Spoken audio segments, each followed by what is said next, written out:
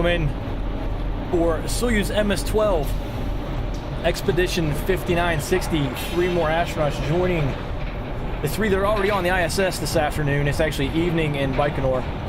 They are in what NASA described as a nap cycle right now, getting ready to launch in about an hour, just a little bit over an hour until they launch. They're in the capsule. The capsule is upright. What you're watching in the background right now is footage of the Soyuz being taken out to the pad earlier this week. And we'll bring that up so everyone can watch it on the VOD as well. Get Spotify out of my way here. Let me... Oh, it's going to play twice. That's okay. Forgot to turn it off. It's okay if it plays twice. That's a big rocket.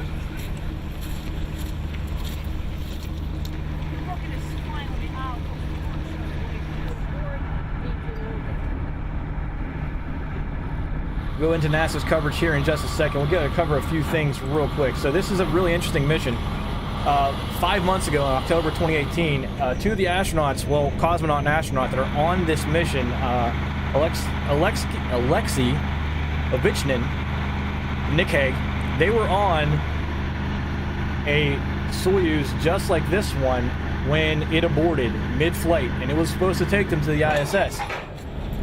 What happened is the first stage failed to separate correctly. The Soyuz FG correctly sensed it, and it aborted them. And they didn't reach 90 kilometers, which is the line between the atmosphere and space. So it wasn't a space flight. So now they are going up with Christina Koch in a three-man, I hate to say it that way, but 3-person launch that will take the crew complement up to 6. They are supposed to take, and I'm reading from notes, there's an expedited orbital trajectory to the ISS. It's a 6-hour path, so it's going to take them 4 orbits around the Earth after they've launched to get there. And they will join Anne McLean, Oleg Kononenko, and David St. Jacques of the Canadian Space Agency, who's already on board. That's who you saw working with the Crew Dragon 2 DM1 payload. Yeah, they came down at like 16 Gs. It was a little crazy, but they survived. So the notes on that is the 2 men entered on a ballistic re-entry trajectory and landed safely downrange in Kazakhstan. It was actually a good fair bit of luck. They landed relatively close to where recovery crews were already at, so it didn't take a whole lot of time to get to them. But that was back on October 11th. Like I said, they were supposed to go up then. Now they're going up as a part of Expedition 59. Now it becomes Expedition 59 when these 3 join the existing 3. And then when the existing 3 leave later on, a couple months from now, it becomes Expedition 60 with just these 3 astronauts on board. So we'll get those notes out of my way. Soyuz is a pretty impressive... Well, I mean, I would. Nick Hague commented, actually, that he thought he had lost his chance to go to space. And it would have been sad if that was the case. We're going to bring up NASA's coverage. This is live. And they should be talking, so we're going to tune into them now. Copy all in work. We'll proceed with the Spaces Leak Check page 28. Welcome to Kazakhstan, everybody. So we're going to go back to flight control so I can turn this off because I left that piece of sound on. Yeah, we'll turn it off. So you notice a few things that are different just as we're getting ready here. Thanks for sending those. Keep sending in your questions using the hashtag AskNASA. This is a live feed of some of the activities event log is here, so hosts, new followers, everything will now populate right there. And on the far side over that way is chat. 14 p.m. local time in Baikonur, about 9 hours prior to launch. Crew members then participated in the final pre-launch activities, one of which, before signing it for a second time, 3 crew members observed a long-standing tradition of autographing the doors of the Christina Koch has really long hair, and she has it braided back for the launch.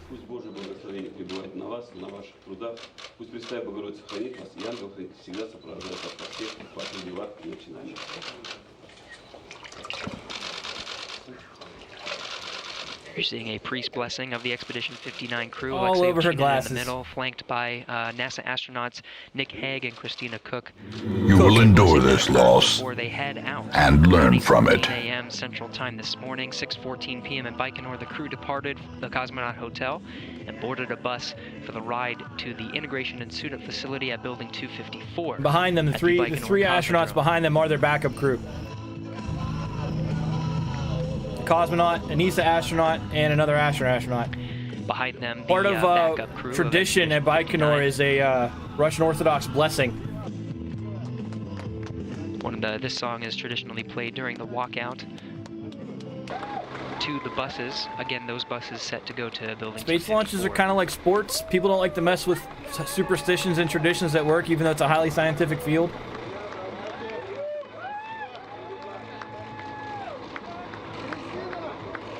What are we about? T-minus, I can't see the clocks I made. OBS too small. 56 minutes away.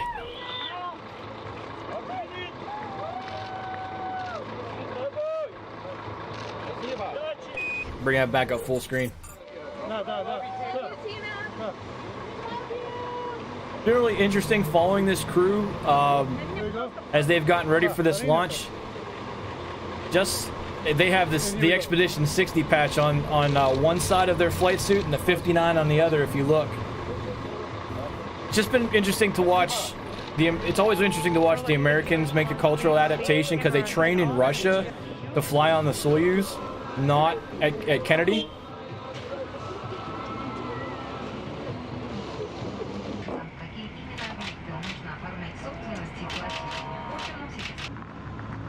It's a big bus for 3 astronauts.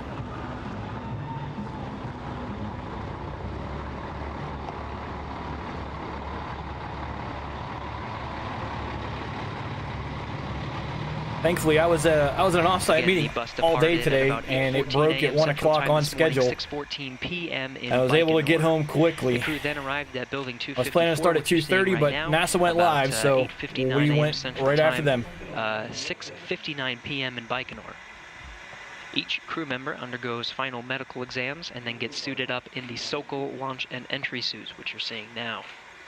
The suits were then pressurized to ensure the integrity of their seals. The actual suit-up activities began around 9:44 a.m. Central Time, 7:44 p.m. So they're launching at after Baikonur, midnight, about and their 4.5 suit-up hours prior process to started launch. at like 9 o'clock this morning. It's traditional in Russia. I mean, it's definitely, it's different. It's a Roscosmos launch, with NASA astronauts on board, but Roscosmos is running the show here.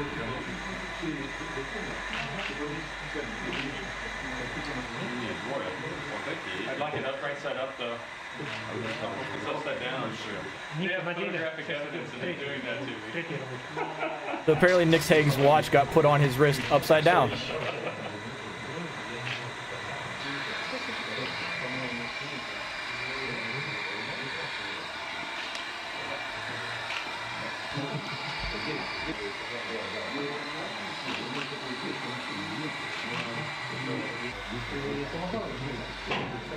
Put it in my shirt. That would show. Well, soon, if Virgin Galactic has their way, it will be a $200,000 price tag to go, but their waiting list is pretty long, I understand. Она просто хулиган. Бандит. Да.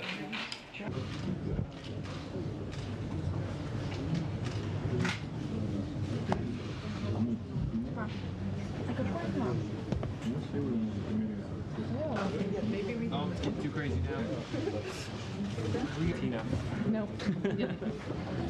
What's the stuff they're tucking into their Once the suits? suit-up activities I were mean, completed and the pressure in the suits was verified, they're not to really be tucking airtight, anything crew in. prepared to She depart was for saying, the I launch want it site. inside my suit. I don't know Beforehand, what she from was talking behind about. a protective pane of glass to maintain their quarantine status, the crew spoke to various Roscosmos and NASA managers, as well as their friends and family.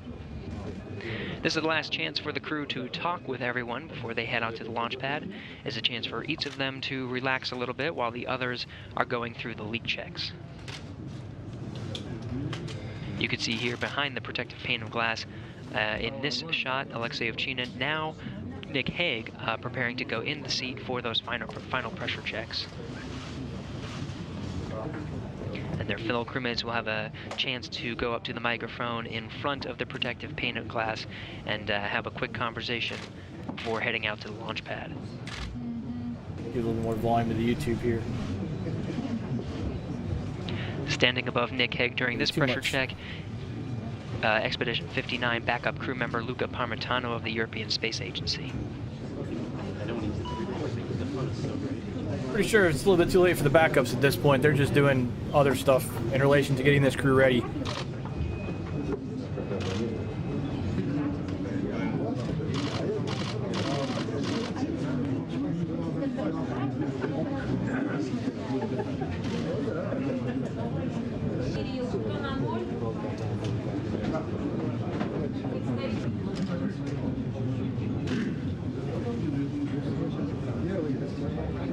Still, how she's worn her glasses in her suit in a lot of photos, and I mean, I really hope there's a solution for her not wearing them during the launch.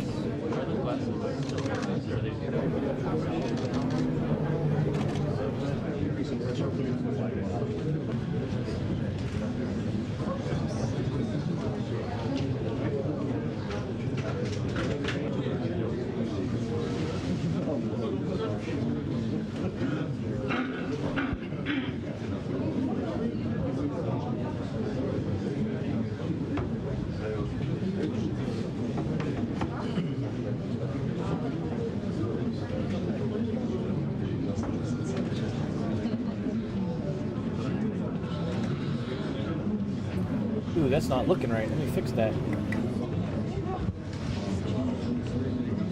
That does not look right. Bring that over a little bit. How about we make the clock fit in where it's supposed to go?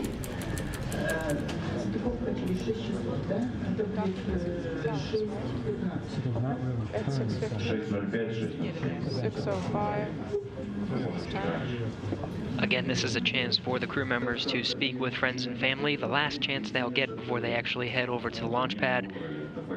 Quarantine. Inside the Soyuz So, rocket, which they are currently in. This, of course, a the personnel that are on their side of the glass are medically cleared. They're not going to give them the cold of any kind. They're not going to give them measles because somebody's parents failed to vaccinate their kids.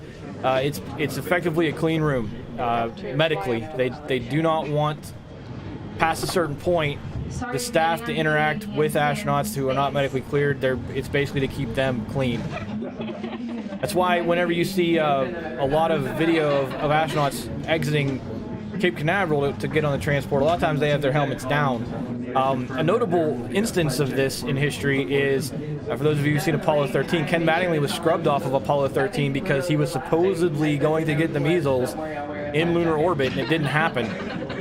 But because he was exposed to measles in the run-up to Apollo 13, he was scrubbed.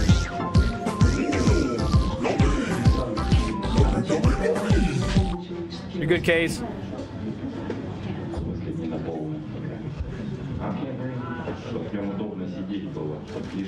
So Jack Swigert was the command module pilot instead of Ken Mattingly on 13 because of that procedure. What's up, man? How you doing, Case?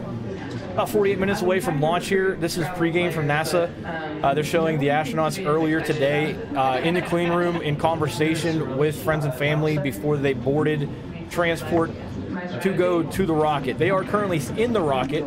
They're in what has been described as a sleep or a nap cycle. So basically they're adjusting their clocks to ISS time prior to launch. So I don't know if they're awake at this point. Hopefully they are. With 48 minutes to go, they're going through the remaining pre-flight checklist, but they were asleep when the broadcast started. Asleep in the rocket in their suits. Close to each other, of course, behind a protective pane of glass to maintain their quarantine status.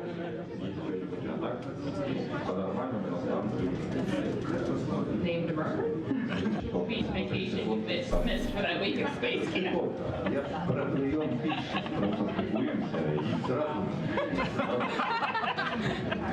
So another notable thing is Christina will join Anne McClain on Expedition 59 as early as next week. History will be made. It'll be the first all-woman spacewalk in history.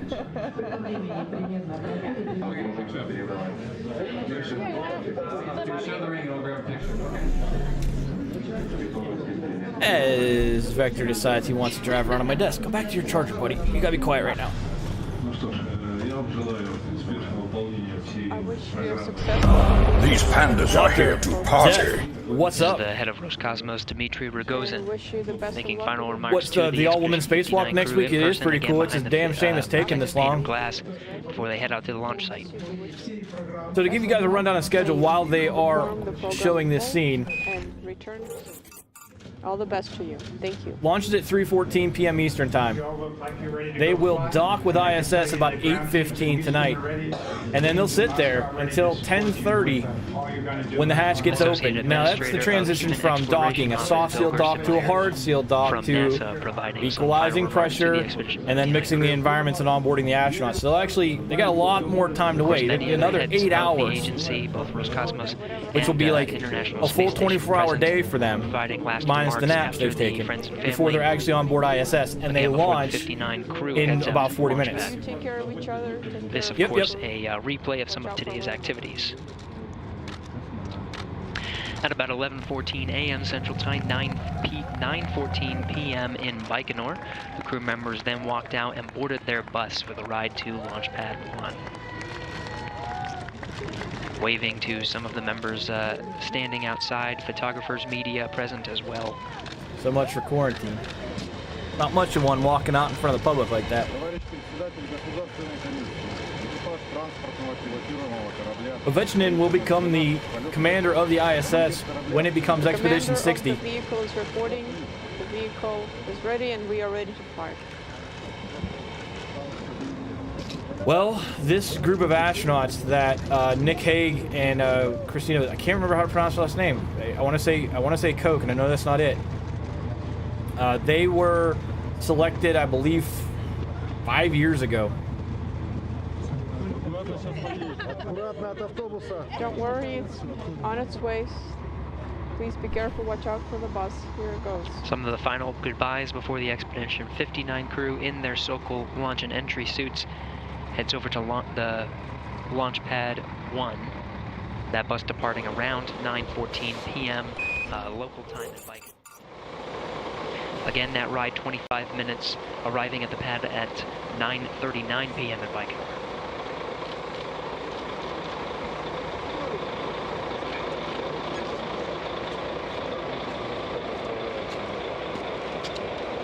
That is a dumpy looking spacesuit. Well, I mean, tomorrow there's going to be a launch that isn't SpaceX launching from Cape Canaveral. There is a Delta IV that is taking the last WG series satellite, WGS series satellite into orbit. It actually is important to me personally because it is the replacement series of satellites. This is WGS-10. It will replace the old Discus 3, actually, which has been replaced. And the Discus 3 satellites are X-band satellites that I used to communicate over. So I'm getting old. But that launch is later in the evening. I believe it's at 6-ish. Go live somewhere around 6. XCOM 3 looks super realistic, man. Yeah.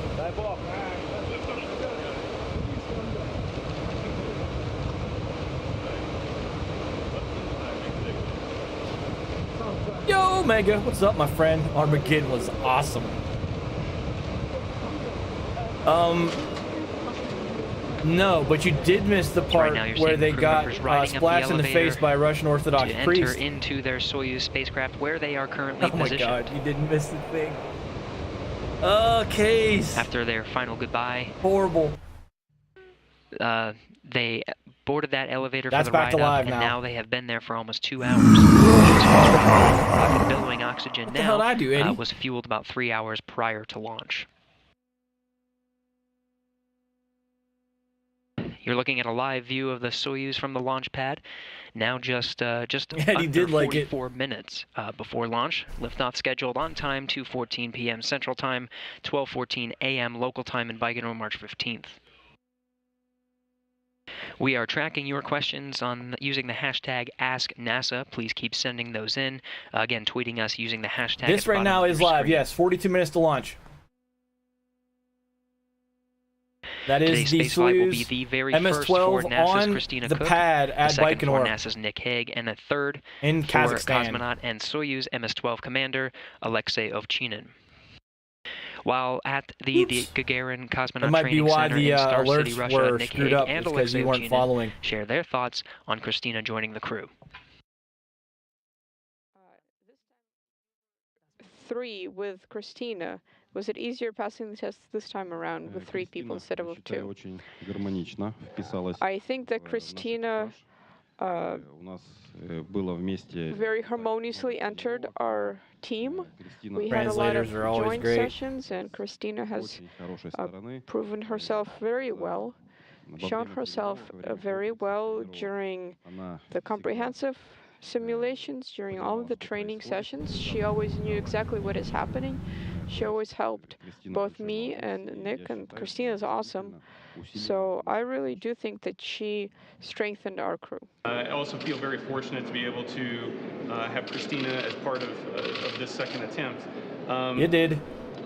We're stronger together, and having So, an additional second crew attempt. member, So what they mean by that is back in October, for those of you that came in late, Nick Hague and Aleksey Ovchinin, they launched on a Soyuz headed for ISS that mid-flight aborted. The first stage failed to separate correctly and entirely from the second stage, along with and Expedition the 58 flight Soyuz engineer picked Anne up on it, McLean were all selected to become astronauts. and they as mid-flight part of the aborted, and they NASA's came back down 21st ballistically at like astronaut 16 class. Gs. Did They not make the participated station. in a 2-year, highly specialized This is the current astronaut new candidate NASA group training of program, astronauts. which includes scientific and technical briefings, intensive instruction in international space station systems, spacewalks, Russian language training, robotics, physiological training, T-38 flight training, and water and wilderness survival training. The 21st astronaut class, known by the nickname 8 Balls, completed their astronaut candidate training in 2015. So of those astronauts, These 3 Anne 8 balls, McLean, along with bottom, yeah, there you Canadian go. Space Agency astronaut Devise St. Jacques of the 20th astronaut class, are on tap to become the Space Station Expedition 59's spacewalking team. Behold, All scheduled to occur righteousness within the and next zealotry, I don't think so, Perm. gleaming in the morning This way, sun. Come in, my astronauts friend. will be performing their first spacewalk this mission.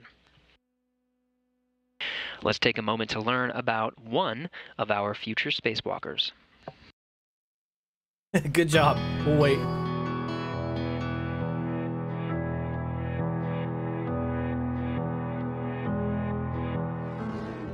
I first got involved in rock climbing actually in college. My college, North Carolina State University, offered rock climbing as a PE class. So it sounded really exciting, maybe a way to kind of get outside and have a little adventure. When I first got started, I liked more the physical challenge. That's what it was about. And as I kind of advanced in the hobby and got more technical, I found that I really liked other aspects of it, like the equipment, the gear, the physics of the system that you have to use, and also the partnership aspect of it. It's really like a team, because when you get into some of the higher levels of climbing, different types of more technical climbing, you really rely on your climbing partner. And then Perm takes tributes from Eddie. I learned from we you. train for spacewalks in a giant pool that's called the NBL, which stands for Neutral Buoyancy Lab. And it's a pool that's large enough to fit a full-scale mock-up of the International Space Station.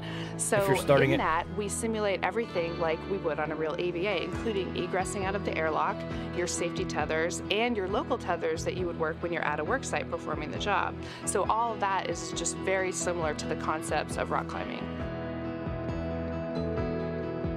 So during my astronaut interview, the most memorable question that I had from the interview committee came from Peggy Whitson, who, as you know, is a famous astronaut for having the longest time in space. She's also the first female commander of ISS.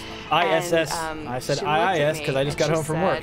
When you rock climb, have you ever been scared?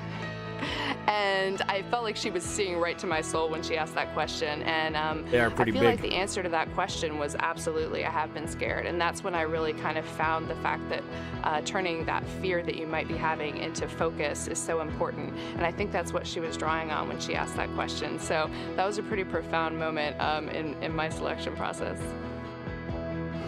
I'm Christina Koch, and I'm an astronaut. Cook.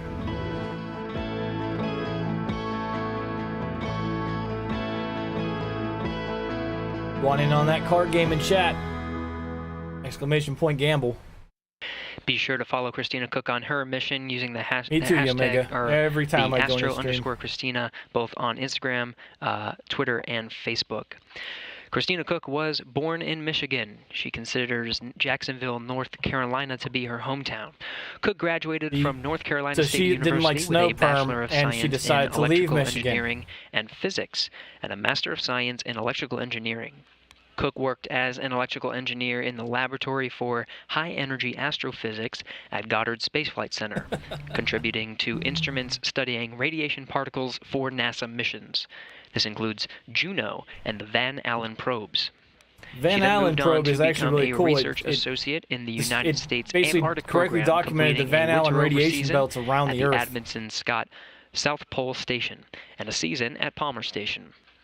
Koch continued work at remote scientific bases, serving as a field engineer at NOAA's Global Monitoring Division Baseline Observatory in Barrow, Alaska, and then as station chief of the American Samoa Observatory. Not a flattering spacesuit for any of them. Here are a few more things you might not know about Christina Koch.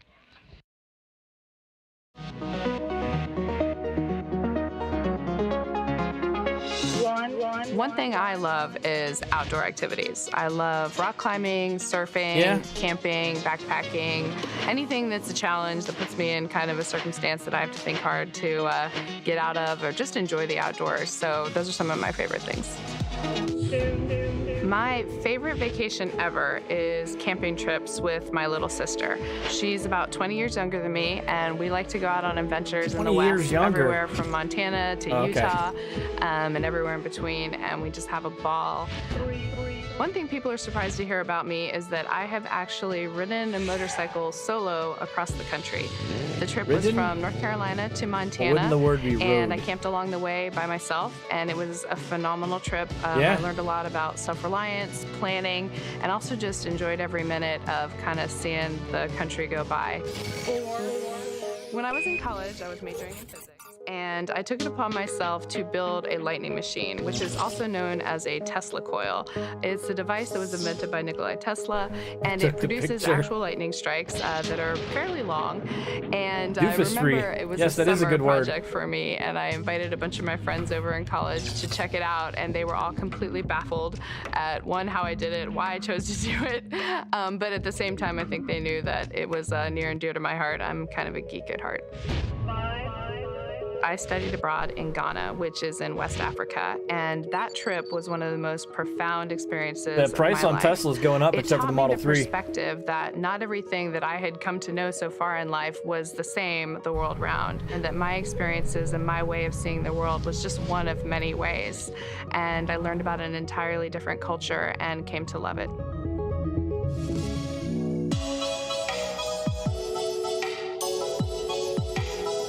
Nikola Tesla tried to make DC the standard format for electricity, but of AC. Dr. Professor Permanu, Esquire. Yes, indeed. That was a little more on NASA astronaut Christina Koch, currently at the top of the Soyuz vehicle that you're seeing from the live view of Launchpad 1 now. 1. It wasn't a hard number to remember. She will serve alongside NASA astronaut Nick Hague, currently seated in the Soyuz vehicle as well. As we wait for their journey to the International Space Station to begin, let's take a few moments to hear how NASA's Nick Hague got from the little town of Hoxie, Kansas, Edison was DC, to the top of that rocket, Tesla wanted AC. And who he has to thank. AC delivery from the pole. I mean, everything you use in your house is largely DC at the wall. Well, it's AC at the wall to charge DC things. I grew up in western Kansas, and I love figuring out how things work. When I was young, I liked breaking things and putting them back together. My entry into aviation tore upon my grandfather's alarm clock, and he was ready to kill me. I was an engineer working in a laboratory designing satellite systems, and was accepted into the Air Force Test Pilot School. But I think that the amazing experience was or big enough box, Dr. Death. Airframes that I was able to explore and to test out. Everything from the most complicated fighters that we have out there to home-built aircraft. And that diversity of exposure really scratched my engineering itch to really get an understanding of what aviation is. Pigs fly, it would So seem. my wife and I are both graduates of the Air Force Academy. The Air Force is the only way we would have ever met. My wife is from New York. I'm from Kansas. Oh, she's a late colonel and he was a full bird colonel. So we owe everything to the Air Force and the Air Force Academy for bringing us together. We're both in service. Guys are jump we're both wings. committed to serving our country. But more importantly, I think it's committed to serving something larger than ourselves. It's all about teamwork. Every assignment I've had, I've been part of a team. And that idea of you're going to be reliant on the people around you for success. Almost 20 years ago now. Your success, not on your accomplishments, but on the team accomplishments. That's something that that Air Force instilled in me and gave Those without the stomach for this place must move on.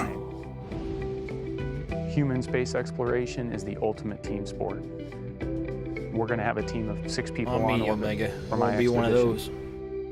We've got a team of over 100,000 people on the ground that are supporting us on a daily basis. You don't do these things individually. There's no success that's gained individually in space exploration.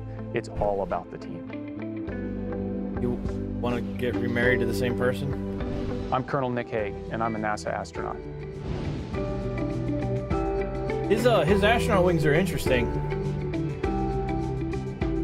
They don't have the traditional astronaut pin in the middle of them. NASA astronaut Nick Hague is a colonel in the U.S. Air Force and holds a Bachelor of Science in Astronautical Engineering from the United States Air Force Academy, as well as a Master of Science in Aeronautical and Astronautical Engineering from the Massachusetts Institute of Technology.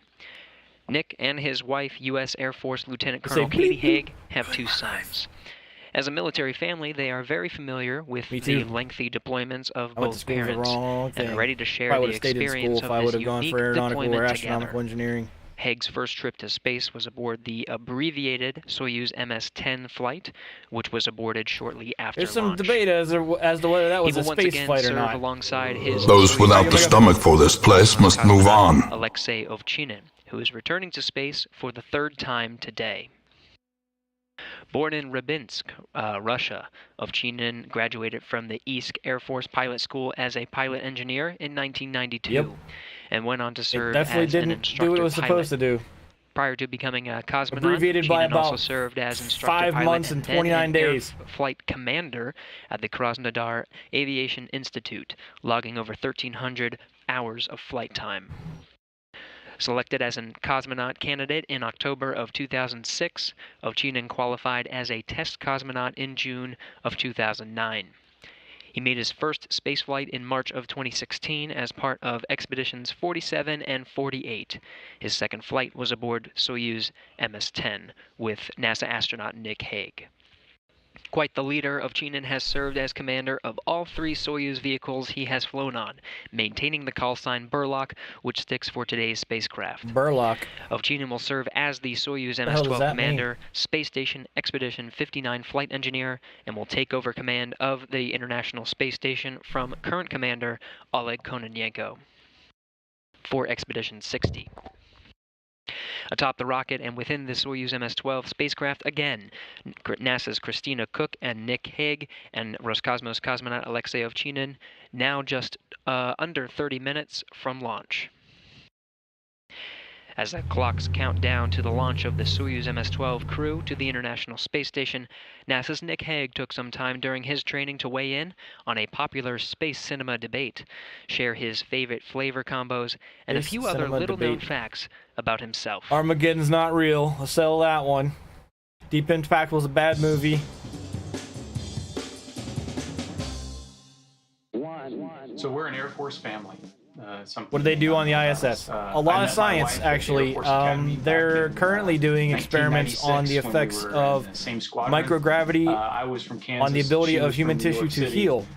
we never would They have crossed paths. also having been the Air opened up Force one of the Academy. experiments from Crew Dragon this week, which was a hydroponic So a question experiment. I get They're trying to see all the which time types of is, seeds are germinate you a best. Star Trek fan That will or have a Star huge Wars impact fan? on our ability But to establish rarely does anybody ask me about sustainable Doctor Who. food And in Lunar that's a show that Gateway I grew on up the surface of the watching moon, on which I doubt they PBS do, when I was young. and hopefully one It day got on the me surface hooked of into Mars. Sci-fi, and I think that's one of the reasons why I enjoy any type of sci-fi movie. So Doctor Who was a staple when I was growing up. There you go, Doctor Who. I'll never hear the end of it Something that my now. wife introduced me to was yoga. And so we're regular practitioners of yoga. And I got to tell you, I am extremely Microgravity. thankful that she got me hooked. Gravity is because measured as being 1g crammed up at sea inside level. The amount of descent downforce module of the acceleration Soyuz is capsule, 9.8 meters per second with your squared. knees in your chest for So, hours on end.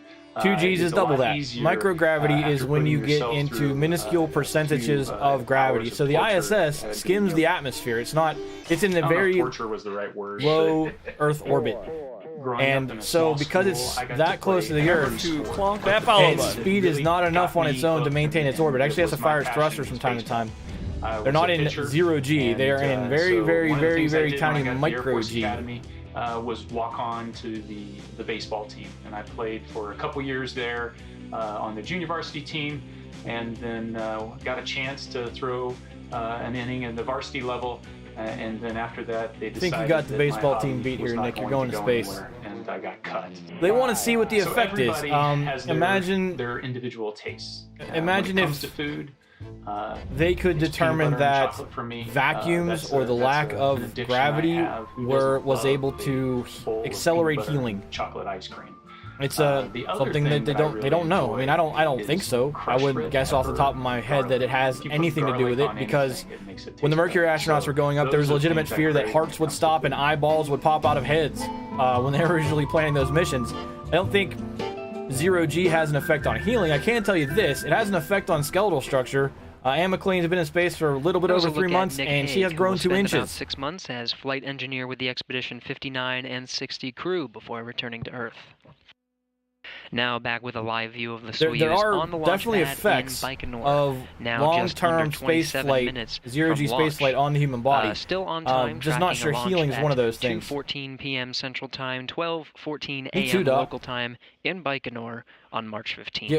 Get it autographed and hang it up in my Welcome back apartment. to our live coverage of the launch of Christina Cook. 25 Nick minutes Hague, and 35 Aleksey seconds to go to Ovchinin, launch. heading to the International Space Station in Again, just that under a half an steam hour. you hear coming see coming off the rocket is not exactly service structures steam. Components have been lowered, that is and the clamshell the condensation gantry service from towers have been the cooling retracted of the fuel. in preparation for liftoff at this time. We see you on our screens. Suit leak checks are now underway, beginning about 10 minutes ago, and the emergency escape system has So been combustion armed. chamber nitrogen purge. The This way escape that tower a would hydraulic fire in the engine event of a works is problem they during use the fuel launch. pumps to The system is put designed the to gas pull the from two spacecraft different and the crew liquid sources clear of into the a booster, combustion chamber. enabling the Usually it's Soyuz liquid oxygen and capsule to hydrogen or parachute some to a variant safe of those landing chemical in the compounds. event of an emergency The during the oxidizer launch instantly or early reacts with the stages hydrogen and of that the climb to produces orbit. the combustion and thrust. As So we they get will have to closer get to the launch, we'll nitrogen see out of the several chamber other because it's not events unfold. any excess 4 nitrogen minutes prior to in launch, combination with the combustion presence of the chamber hydrogen nitrogen gas purge would begins. diminish the thrust At T-minus potential 2 minutes 45 of the rocket seconds, engine. booster propellant tank pressurization takes place. Events continue as the first umbilical tower separates at T-minus 35 seconds. The second umbilical tower separates at T-minus 15 seconds. At T-minus 12, the launch command will be issued, culminating in a launch of the Soyuz spacecraft. Well, I guarantee you it wasn't the Canada arm. You can reaches rule that zero one out. at 2:14 p.m. Central Time, 12:14 a.m. local time. Unless in they sourced Baikonur, smaller March parts that your 15th. dad made.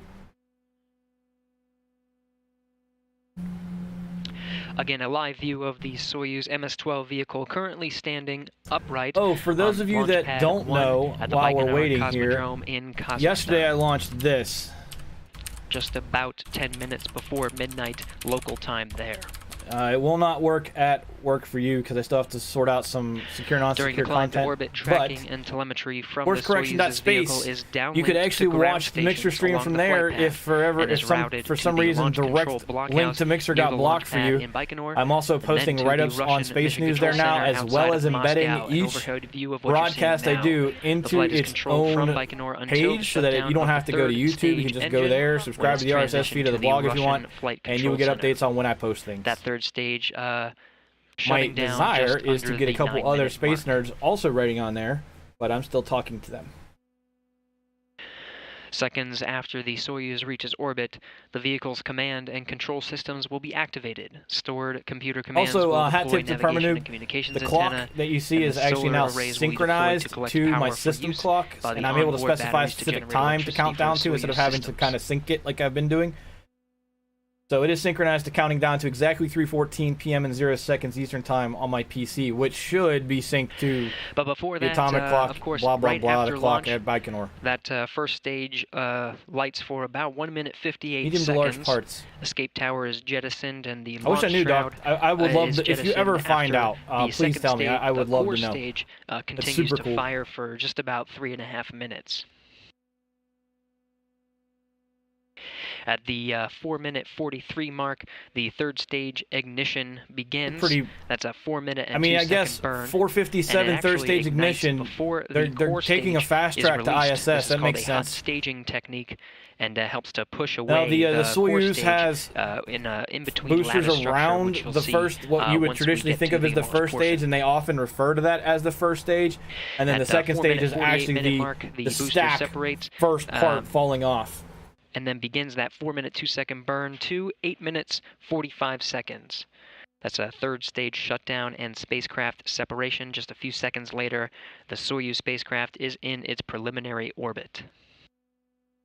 Not too long after that, these solar arrays will deploy. These solar arrays at one of the interesting things is I was listening to an interview with the first astronaut from the UK who was a woman, and I cannot remember her name for the life of me. But she was discussing how the Soyuz is actually not that well shielded from radiation. Seconds after, which is probably another reason they're fast tracking it to ISS, apart from the fact that people on board. Stored computer commands will deploy navigation and communications antennas, and again, those solar arrays will be deployed and collect power for that trip up to the International Space Station. The first antenna will be deployed to the Ker's rendezvous and docking antennas, which will be used to provide automatic range and rate of closure information on the final approach by the Soyuz. There was also, now they mentioned range and rate of closure, there was another interesting interview this past weekend with a designer immediately after of navigation and guidance sensors and how they work, and that was on of a variety of systems just before the spacecraft passes out of range of Russian ground stations. Those systems include the spacecraft's power and propulsion system, its radio communications it wasn't this system, past one. I'm sorry. and the critical correct myself. It was back system. in January. I was listening to past episodes. During the first orbit of today's flight, the Soyuz will automatically execute the first two of several orbital adjustment burns planned as the vehicle fine-tunes its path to the International Space Station. What's interesting now is all of the guidance. So navigation is where am I? Guidance is how do I get to where I'm going, right? You're getting a so all the guidance adjustments that are made are all computer driven. I mean, the pilots on board the craft can make them manually. They're all trained to do that, but the precision nature of it is all computer driven now. The top of the Soyuz vehicle, at the very top, you can see the pointed structure and the tower. This is the escape tower that would be used if malfunction were to occur in the first stage during its climb to orbit. This first stage burning for 1 minute 58 seconds. I mean, it's weird that the MS-10 launch was obviously aborted. Soyuz also had a problem back in late February with an Arab or Egyptsat payload deployment where the frigate failed to fire effectively, and they had to fire it a second time. So it's always, I mean, this is right here what I'm talking about with the, I mean, it's not questionable, but it always makes me nervous flying Soyuz, even though it's so long proven. Recently, there's been a few more hiccups. This is why Crew Dragon was important. This launch happening in Kazakhstan versus launching astronauts from Kennedy on Crew Dragon? Again, just coming up on 5 minutes to midnight in Baikonur there. Oh, so we're a little bit ahead of the clock. Just under 20 minutes from launch at this time. So far, mission control teams here in Houston, as well as the flight control teams out 40 at seconds Moscow. ahead.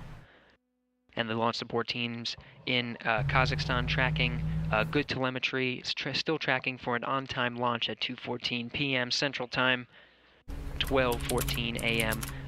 Local time there in Baikonur, March 15th.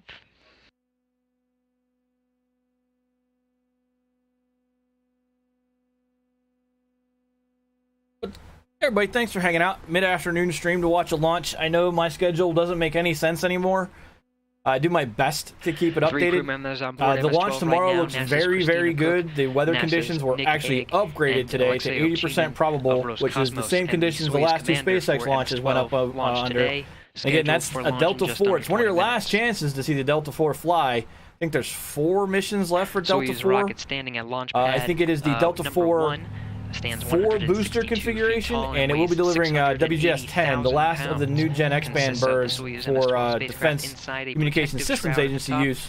And again, those are the same types of satellites I used to use when I was in the field. Really cool mission to watch go up. The spacecraft was mated to its booster, and the 3 main they use a train. It's so cool. Last week on Wednesday. The entire rocket began its trek to the launch pad just after 7 a.m. Baikonur time Tuesday, arriving less than 2 hours later, where it was raised to its vertical position for pre-launch preparations, now with this live view standing upright, ready for launch. Soyuz spacecraft, with its 3 crew members on board, sits high above the 3 stages of the Soyuz booster, which uses kerosene and liquid oxygen. So there it is, not hydrazine, but kerosene and LOX. LOX means liquid oxygen. Again, a little bit about the launch itself. The first stage has 4 liquid engines strapped to the side of the core vehicle. These are 4 strap-on boosters. Each will burn for about 1 minute 58 seconds before they drop away.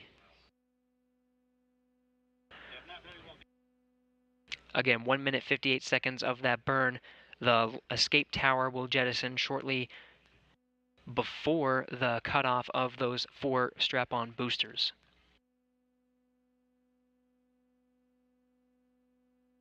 There's the escape tower jettison there.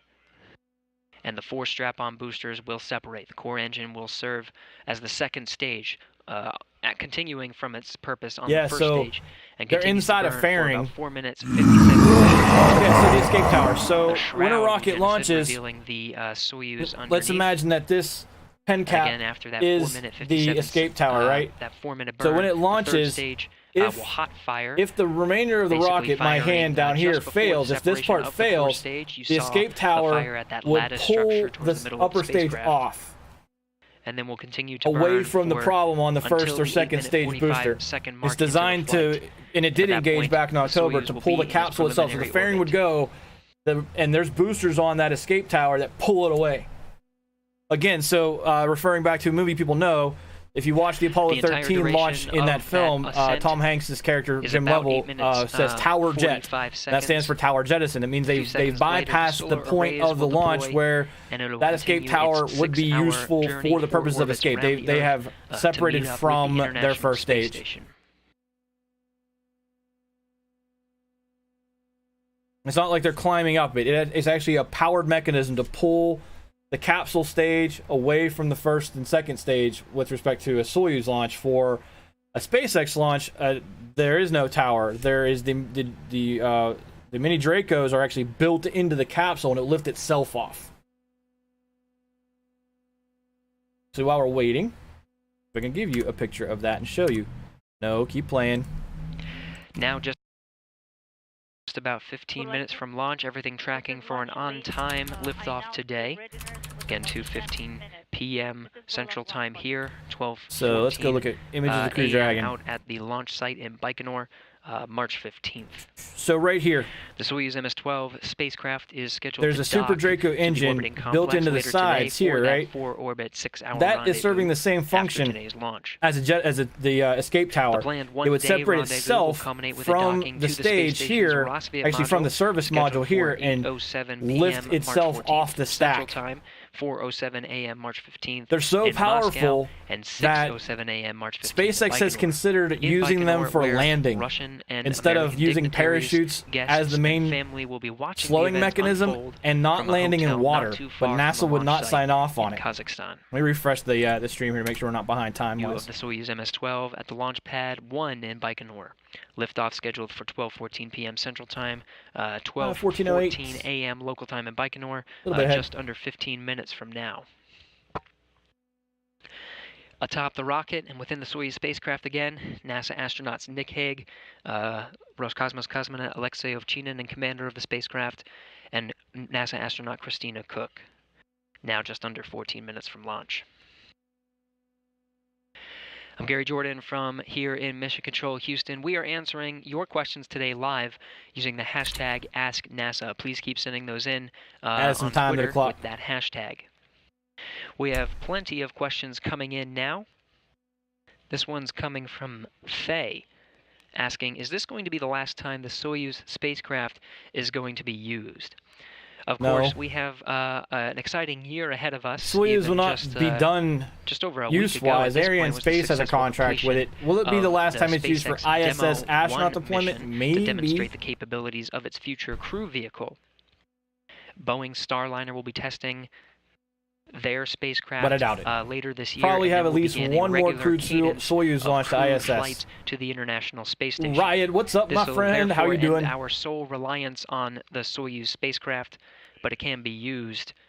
The benefits of launching from Baikonur is its distance from the equator and the way in which it can get astronauts into a trajectory to ISS quickly. Will the crew take Kennedy is not optimal for that, considering it's after launch much closer to the equator, and the ISS actually is in, I think it's a 56.3 orbital inclination. Soyuz 50. Doing pretty good, Riot. I got on my meeting pretty quickly to come home and get this fired up for everybody that wanted to watch it. Later tonight, over the course of 6 hours.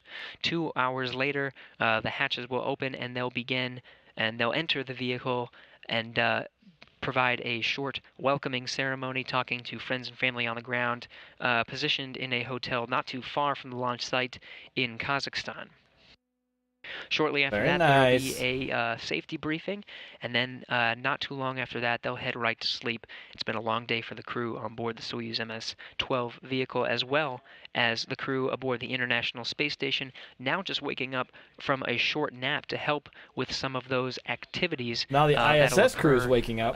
Aboard the International Space Station GMT time, looking to dock at about shortly after 1 in the morning their time. Oof. So they'll be shifting their schedule. And they just launched it earlier. Well, again, keep sending in those great questions because of the position of the ISS. The hashtag AskNASA. Will be answering them live here during today's coverage. Again, Soyuz MS-12 situated there at the launch pad just over 10 minutes from launch. So 11 plus a little bit. We're not exactly accurate on countdown. The whole Soyuz spacecraft is 23.5 feet long, weighs 15,650 pounds, and comprises of 3 separate modules. The descent module, situated in the middle of the Soyuz vehicle, contains customized seats for the crew members during launch, entry, and landing. It contains all the controls and displays necessary for the flight. It also contains life support systems, batteries for re-entry and landing, and the parachutes and soft landing rocket Russia is not about to fix what they believe is not broken. Touchdown when the Soyuz lands in the steppes of Kazakhstan. There are 8 hydrogen peroxide thrusters located on the module that are used to control the spacecraft's orientation or attitude during the descent. Yes, you heard that correctly. Hydrogen peroxide thrusters. It also has that is in 0G. There's the RCS system to maneuver the vehicle during mainly this descent phase. They'd have to have the money for that. The descent module to answer, what about improvement of the Soyuz? They would have to have the funding for that. With a habitable volume the Soyuz has gone through several block revisions, but it is a workhorse. Payload can be generally speaking, reliable. The descent module is the only portion of the Soyuz that survives the return to Earth. The orbital module at the top connects the descent module via a pressurized hatch you see opening now during this clip. It's where the crew has a small amount of room to move around during the flight to the station. has a volume of 230 cubic feet with a docking mechanism, hatch, So and rendezvous antennas located words at of the a front end. lot of different. The docking mechanism is used to dock How little we with the fund it. space Don't get me station, going on that and right the hatch now. allows The entry into White the House orbiting budget proposal complex. came out on Monday, and if it's Rendezvous accurate, it's antennas going to are kill used by the SLS. I mean, automated docking if system, it is what which Congress uses radar to finally maneuver adopts, towards the station for docking. there's a write-up on the There's website also about that a forward-looking and what it window means into for the SLS module and that Orion. the crew can use We're to going take to get into manual that more measurements of tomorrow, distance and closing just speed because with a laser this is a manned rangefinder launch. in Tomorrow the there'll event of a failure be of the less rendezvous radar system. astronaut interviews because there won't be any astronauts. We can talk a The little more essential about how the propulsion budget has module just houses smashed the oxygen storage tanks, potentially the main engine, the attitude control thrusters, what's known as avionics, and EM1, communications and control equipment. SLS launching on, or Orion launching on all SLS, the orbital maneuvers, probably in including significant those needed jeopardy. for their rendezvous with the space station and the deorbit burn at the end of the spacecraft's mission. Before they are deployed, the two solar arrays are folded against the body of the propulsion module, which separates from the descent module after the deorbit burn, along with the orbital module. The solar panels span almost 35 feet. The Earth is indeed round. Spherical. The entire spacecraft it's actually serves heavier not on the only bottom as than a the crew southern transport hemisphere. It's a little bit vehicle to fatter. and from the International Space Station, but right also there. as an emergency return Hurricanes vehicle in the event the crew should have to leave the Hurricanes are station influenced unexpectedly. by Coriolis, which is indicative of a spherical body in rotation. Coriolis is what causes hurricanes to spin counterclockwise in the northern hemisphere and clockwise in the southern hemisphere. But without the rotation of a spherical body on its axis, the Coriolis effect will not exist, and therefore those storms will not spin. Let's there, go the Earth is round. You're welcome. Let's go now to NASA Public Affairs Officer Rob Navius. Gary, 5 months have passed since that day in October when Nick Hague and Aleksey Ovchinin endured the launch abort that triggered a plethora of replanning by NASA, Roscosmos, and the rest of the international partnership. Today it is take two for Hague and Ovchinin as an astronaut and cosmonaut who have trained together for 2.5 years prepare to complete their journey to the International Space Station, this time along with NASA crewmate Christina Koch. A large throng of VIPs I just don't know what to say to those people. It's such a willful... By Bill Gerstenmaier, the Associated Flat Earthers are, in my mind, worse than the parents who refuse to vaccinate their children. Measles was largely considered eradicated in this country, and now we have outbreaks all over the place. Flat Earthers are working really hard to take proven facts and come up with excuses as to why it's wrong. Yeah, because it's not an open-minded debate. If I was wrong about something, I would want to be corrected. I would want to be informed. But it's you walk into a discussion without the ability to have your mind changed. And closed-mindedness in any situation is bad. An illustration of this is I was of the mindset that genetic definition of gender was pretty binary, and I was educated on the topic to understand that there are actually 6 potential viable combinations of XY chromosomes, more than just XY, XX, and YY. There's XYY, XXY, there's a couple different ones, and not too long ago, the crew the science behind it is sound. Vehicle, and I was like, live view that you're seeing now, I am now and giving good vibes, more informed than I was before. Good, this Thank you for launch. taking the time to launch of teach Soyuz me. MS-12 And that's how I would really hope a conversation with a flat earther would go. Rotation will place the Baikonur Cosmodrome Yeah, that's a problem too, Doc. Most people, not most people, some people don't, they would rather be wrong than be corrected. And that's, I think, the thing in life I have the least patience for. I do not now under 6 minutes from launch. At this have time, any the launch key time has for been willful ignorance. Into the launch bunker. It's a real key, and it transitions the launch. It transitions Make the sure you vehicle get that YouTube video on that iPad before you take off. Were they stowing that during launch? Update your Instagram. Yeah, but I just don't have tolerance for Soyuz people who MS-12 are willing shaking hands just here about 5 minutes from launch. Versus saying, you know what, I was wrong, thank you. I don't know, the tray table should go up about now too, though. Up his butt, Joe Boo. I think that butt in that spacesuit's got enough padding as it is. Well, I think the commander would want to take priority with sticking the iPad up his butt. Hey, almost perfect. 2 seconds shorter and I'd have been perfect.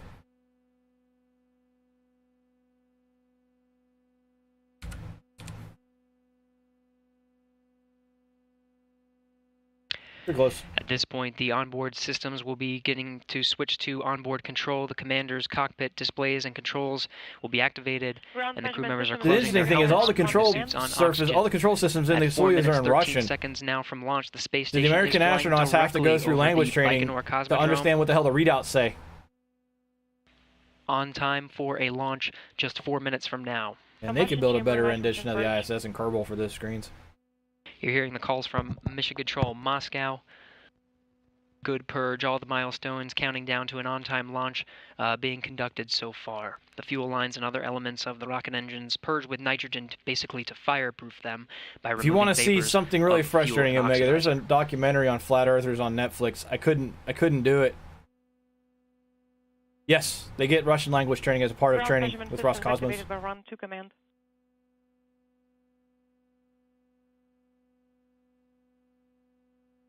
What I find probably will be cooler is on Crew Dragon, they could actually change the language on the touchscreen controls to the language of the astronaut sitting in front of it. So they could make it Italian, for instance, if there is an ESA Italian astronaut flying. You notice most of the controls on Crew Dragon are in touch panels. There's not a lot of knobs and switches. 2 minutes 45 seconds, the booster tank will be pressurized. Will begin being pressurized for flight. And when do we get to see the flow of fuel? Nibiru? I don't even know what that is. Is that some kind of Japanese anime reference? Because I don't know. Dude, they're sitting in bathtubs. The Soyuz is not comfortable. And they get to be on board it from now until another 9 hours. And they've been in there for about 3. Booster propellant tank pressurization initiated. So NASA's obviously tapped into the relay between Mission Control Moscow and Kennedy. We are ready for the launch. Soyuz launched in the 60s. And we are ready for the liftoff at 22:08. The original one. Copy all. This is launch feed. Everything on track so far, just over 2 minutes. I actually do believe that the ninth planet exists. There's enough astronomical data to suggest that it does. It's just a matter of discovering it. Its orbit would not be conventional, is why most people believe we haven't seen it. Pluto is not a planet. I don't agree with that, but definition says it's not.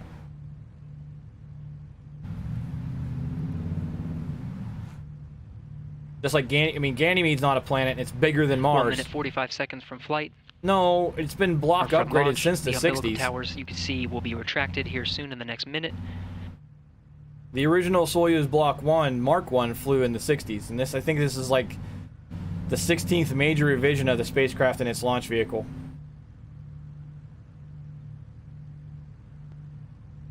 Oh, that's the name the conspiracy is given to it. Okay. Yeah, it's not right next to Earth. There are enough Earth-based observatories would have seen that. About a minute.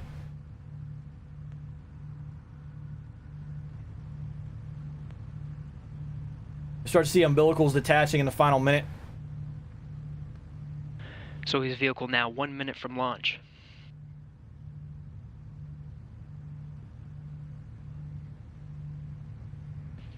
A close-up view of the top of the vehicle, you'll see the first umbilical tower separate. That too. Beginning to separate right now. Vehicle on internal power.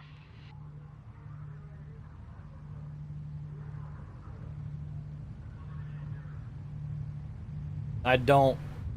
The Omega, I think that would hurt. Now just under 30 seconds from launch. Yeah, I don't need nonsense in my head. About 15 seconds. Ground onboard power. Launch command issued for ignition. Launch command issued. Launch command has been issued. Second umbilical tower separated. Booster ignition. Engine turbo pumps at flight speed. Engines at maximum thrust. Liftoff. There she goes. And liftoff. We have liftoff of Nick Hague, Christina Koch, and Aleksey Ovchinin, now on their way to the International Space Station. seconds, the parameters are nominal.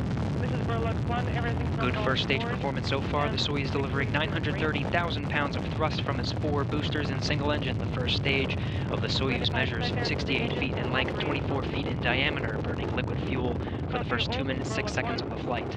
Everything is nominal on board. The crew is feeling great. Up through the clouds they go. 40 seconds. The vehicle is stable. Copy all. This is Burlock 1. Everything is nominal on board. The crew is feeling Burlock very well. 1. What a name for a craft. 1 minute into the flight, everything looking good so far. Yeah, I'll be happy when those The vehicle S1 itself is boosters now fall off traveling that at more than rocket and they're 1,000 still miles flying. per hour. Is a nominal. Copy all. This is Burlock 1. Everything is nominal on board. The crew is feeling well. My lord?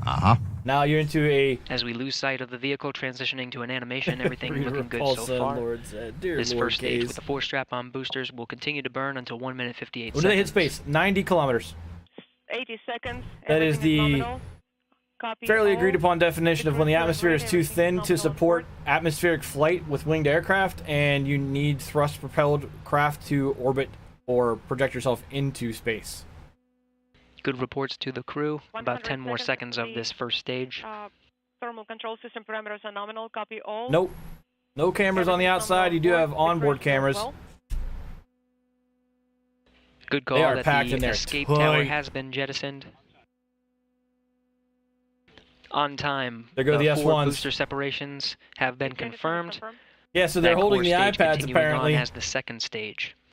They're actually flying it from there. Everything up the front was The first launch show. shroud Separation is confirmed. will be jettisoned Copy at all. 2 minutes This is 37 Burlock seconds 1. into the Everything is flight. nominal on board. The crew is feeling great. Soyuz vehicle traveling well over 3,000 miles per hour. 140 seconds. The launch vehicle parameters are nominal. Yo, Mega. Copy all. The whole thing's a Everything is show. nominal on board.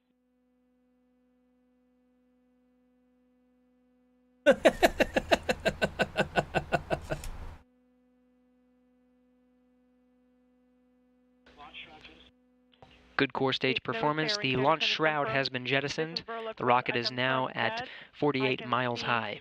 The display 5 control descent display has been activated. So I'm gonna say the Illuminated. middle Copy all. digit is their altitude because I don't read Cyrillic. Where's Alex when you need him? But by that 180 definition, they are now in seconds. space. The vehicle is stable. Good reports so far. This core Copy stage all. will This is continue to burn Burlock until the 1. 4 minute Everything is 43 nominal on second board. mark. The crew is feeling great.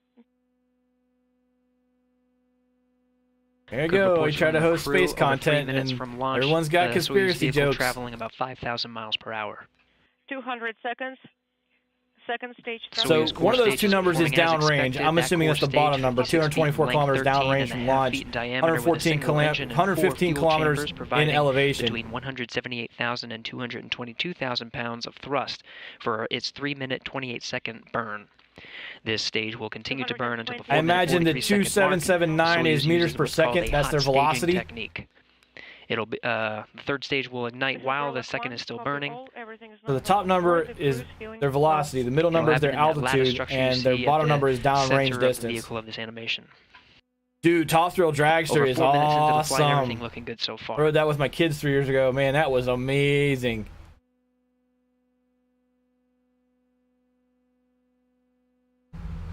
$250. It's the wildest roller coaster I was ever on. Are nominal. Everything is nominal on Millennium Force is great. It's great for such a long metal coaster. 4 and I'll a go half there that minutes many into the times, flight, dude. everything looking good. About 15 That would seconds make a great until spot the for ignition Michigan of and that PA third peeps stage. to meet up and just go ride roller coasters all day.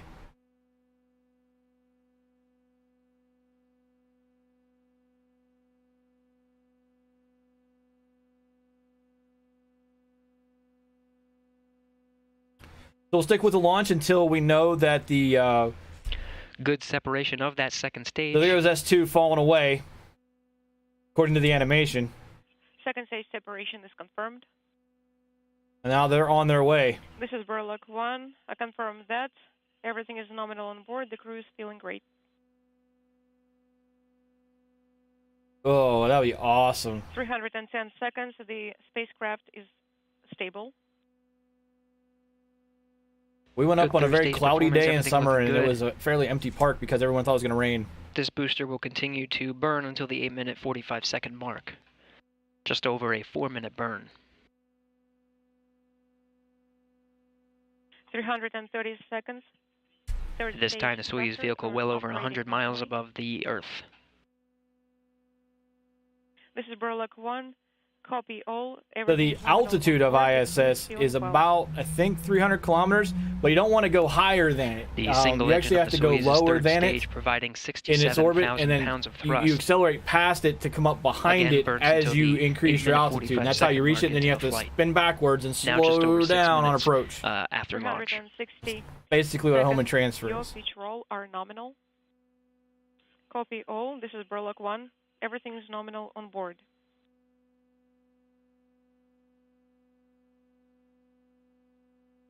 We'll have to demonstrate that in KSP one of these days. Maybe tomorrow. We don't have a station, though. Build a station. We have to launch and build a station. We'll probably do that first. 6 minutes, 30 seconds into the flight. Crew feeling good. Everything looking good so far for this last stage before the Soyuz itself is inserted into orbit. 8 minutes, 45 seconds after launch. Well, I have a ring station in my offline seconds, save. the Pretty awesome. Is stable. Copy all. Everything is nominal on board, and the crew is feeling great. This is Berlak 1. So what'll happen here is tomorrow, leading into the Delta IV launch, I will come back with the recorded footage of docking and with the egress of the crew onto the ISS before we watch that Delta IV launch, just because I'll have more time. Over 7 minutes into the flight.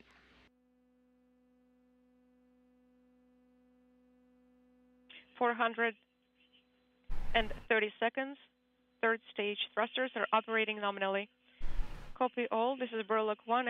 Everything is nominal on board, and the crew is feeling great.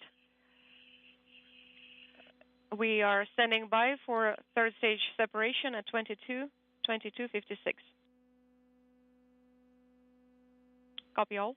That's Moscow time, not Kazakhstan time. 22:56. 7 minutes, 45 seconds into the flight. At this time, the Soyuz vehicle traveling well over 13,500 miles per hour. Once the third stage delivers the Soyuz to orbit, made the comment that the Soyuz vehicle looks like a series of pre-programmed commands will be executed to prepare the Soyuz for orbital operations. These stored commands, called time-tagged commands, allow many of the Soyuz's systems to be automatically activated by onboard computers at precise times stored in those computers. Everything is nominal on board. The crew is feeling great. This is Berlak 1. I find the constant crew feels great. Crew feels great. Hey, the crew feels great. Updates. Hey, that's why I didn't say the word.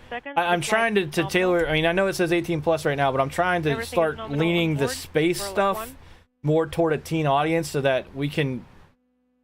This is interesting, and there's a chance to learn something from each other here, and I don't want to keep kids out of that. So I am leaning a little bit more towards opening the stream up for launch material and space material to a teen rating. Just because if someone rolls in here, that's why the rule changed. It says if the stream is rated 18 plus. Does S3 fall away? We have good third stage separation. Third stage separation is confirmed. Stage cutoff and separation occurring. Berlak, congratulations on the insertion, orbit insertion. Mission Control Moscow is standing by, and they're here.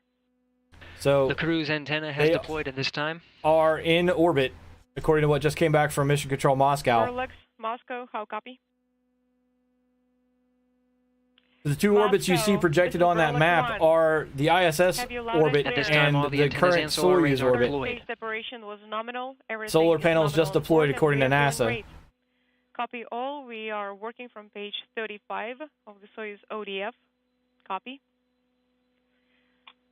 Korolev, we are Russia. closing both RPVs, the airflow regulators, and we are controlling the TS indicator panels. It's interesting that even in mission control, they have the CGI simulation of the craft up on the upper right screen. This is Berlak 1. Copy all, Moscow. Can't get an HD camera in there though. Tomorrow's launch will be filmed by NASA. Soyuz now in orbit, solar arrays deployed, and the Soyuz crew on their Hopefully way there will to be the an onboard International camera on the Space Delta Station, IV, but I docking don't just 6 know for hours sure if from they now. have that on Soyuz there. itself orbiting at an altitude of about 143 miles by 118 It's definitely the same camera they put in there in the will be raised 70s. systematically over the course of the next 2 days, placing it in close proximity What I find interesting to the is, International Space where's Station. everybody at the desks down there? Over the next There's empty desks all over the place. You'd think they need more than 3 people. From here will be overseen from Non-HD is not broken, we do not fix. View of what you're seeing now. 4 SR pressure, BO pressure, 812. Oh, we're making fun of it and it got worse. 856. How copy? Somebody had to run up there manually and focus in the VHS camcorder they have on a tripod.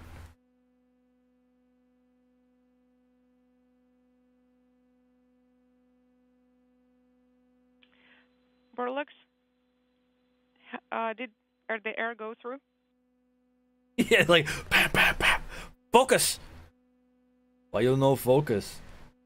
The camera work, no? Moscow, blow on it like an old Nintendo cartridge. Soyuz MS-12 crew. It's not launching sad, on I time mean, at it works. 2:14 p.m. Central But, Time, man. 12:14 out at the launch site in Baikonur, March 15th. I see. Everything looking good so far for the crew's trip to the International Space Station. A textbook ascent, and the Soyuz So if you look on the left-hand side, solar arrays deployed, the outer circle of that orbit is going to be ISS, docking and the later inner circle tonight, is Central the Soyuz, is MS-12. We will and be they'll have to replaying some of those. when they get behind ISS. Well, they're going to burn 4 times. When they get behind ISS, they're actually going to burn.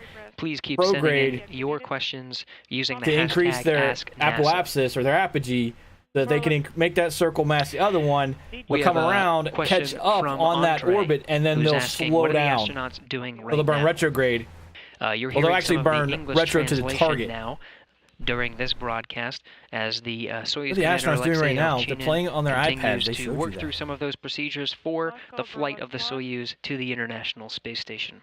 So new goal, the Soyuz itself we need to get one of our questions up here when they do Ask NASA. As the Soyuz is flying over those Russian ground one of these stations days. In the northern My webcam is better quality than this cam, $50 solved. The International Space Fair Station. enough. I don't know if they have a computer with USB though, miles over the Pacific Ocean just east of Japan.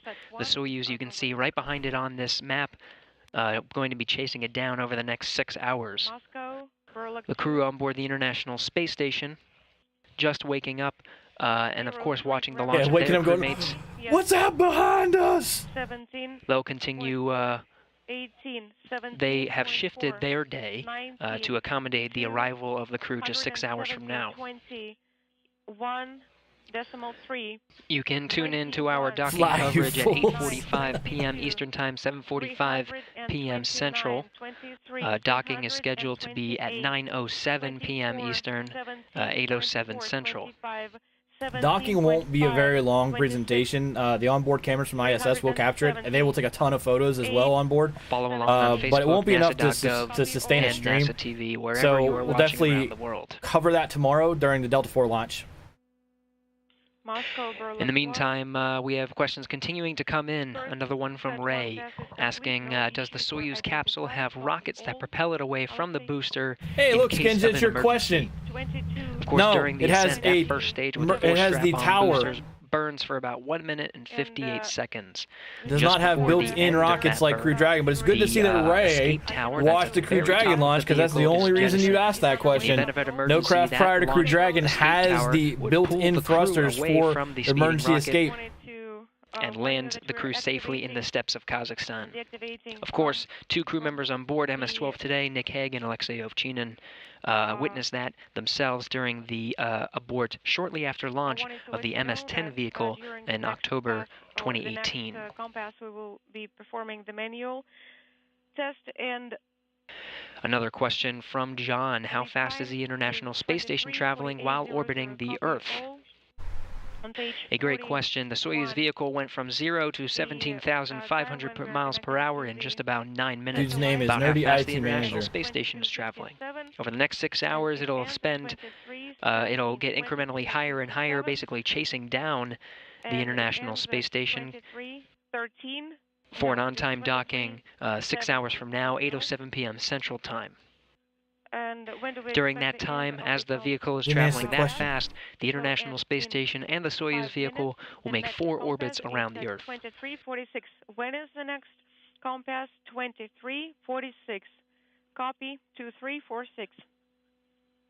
Another Yeah, question reading from will call Anne. you the 5-minute What question. new scientific research are playing in the field of biology at the Another International question Space Skinja Station? asked. Over these past few weeks, there have been 3 crew members on board conducting experiments in all different kinds of fields. One particular experiment going on right now is the VEG-3 experiment.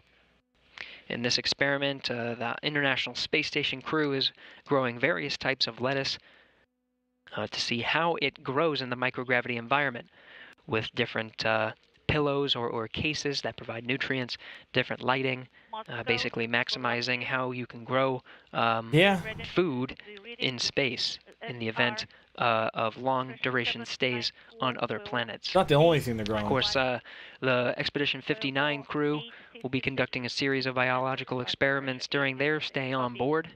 One in particular is something called tissue chips. These are small thumb drive-sized devices that mimic the structure and function of human Could you imagine organs. that? The devil Being strand tested growing in space on to see how the structure of whichever organ or I'm sure that thing could survive a vacuum too. Poke a hole in the window, decompress the whole station, grow outside, over time whatever. in space. You get that one tendril down to the atmosphere for just enough oxygen for the whole thing. Angular build, and I am ready to send GEA-3 command. It's a go to send a 2231. All right, so they're in orbit. Command is sent. Not much else going to go on except ask NASA questions. So we are going to move on. Be back tomorrow night. Let me check the schedule real quick. Tomorrow night, Delta 4 You're getting a live look from the currently balcony scheduled of Mission to Control launch Center just outside of Moscow. at 6:56 p.m. Teams Eastern are time. So monitoring the Soyuz NASA's vehicle, been going still live about an hour communication beforehand. I with the currently have it scheduled to go live at Mission Control Moscow, 6:30. hearing I those might calls, go live earlier. over to the Discovery, live go at throttle up. I would as the Soyuz plan. vehicle Go ahead and travels, mute these guys. just I would over plan east. to probably get a notification about a go live between 6 and 6:30. But pretty much as soon as NASA decides they want to go live, we'll go live pretty much right after them. Delta 4 is a ULA, which is a Lockheed Martin Boeing joint project. Again, one of the last few times you're going to get to see Delta 4 launch. It will be launching from, I think, pad 40B tomorrow night. It'll be a dusk launch, which are usually pretty cool. And again, the weather conditions are fairly nominal for it. It's 80% according to the weather wing down at Kennedy Space Center. So we'll be back tomorrow night for that.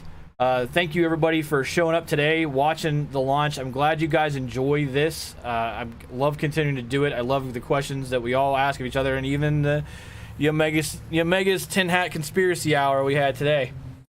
But in any event, we will be back tomorrow night. Thanks for being here, guys. I know these streams are fairly short. Course correction in the weeks that we don't have a launch are longer. That's the show that I'm now doing to kind of wrap up space news for the week. So we will look at the schedule and start projecting when we think the next one of those is going to be. I've already started a series of notes for that. Let's see if anyone on the team is out there streaming right now. And we will... Look at that. The bot does not want to sign into Mixer. Let me try it one more time. Alti. So we'll go bug Alti. Well, Alti will get us in the middle of the day. What is Alti doing home? I don't know. But we'll go give Alti some hell. So hang out for a sec, guys. Let me get Alti up and fired up on the screen here. Go see what he's doing. Spartans! What is your profession?